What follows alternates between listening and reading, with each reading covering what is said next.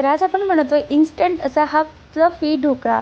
तर त्यासाठी मी काय केलं आहे, एक पीठचं पॅकेट घेतलं आहे, एका भांड्यामध्ये काढून त्यात 2 चमचे तेल घातलं आहे, थोडंसं पाणी घालून अशी आपली एवढी कन्सिस्टन्सी येईल एवढं ते पातळ करून घेतलं आहे. आणि मग एका भांड्याला थोडंसं तेल लावून त्यामध्ये ते बॅटर काढून घेते आहे. इकडे आपण भांड्यामध्ये पाणी ठेवलं होतं गरम, तर ते गरम पाण्यामध्ये हे बॅटर आपण ठेवून द्यायचं आहे, वरून झाकण ठेवायचं आहे, तर ते आपोआपच वाफेने होऊन जाईल. आणि दुसरीकडे आपण काय करायचं आहे, तडक्याचं पाणी बनवण्यासाठी एका कढईमध्ये थोडंसं तेल घालून त्यात छान मोहरी कडकडू द्यायची आणि मग त्याच्यामध्ये थोडंसं कढीपत्ता, हिरवी मिरची टाकून पाणी घालायचं आहे. पाणी गरम झाल्यावर थोडीशी साखर आणि थोडंसं चवीपुरतं मीठ घालायचं आहे. त्याला छान उकळी येऊ द्यायची आणि इकडे आपलं बघा किती छान असा फ्लफी असा ढोकळा आणि तो पण एवढ्या कमी वेळामध्ये तयार आहे.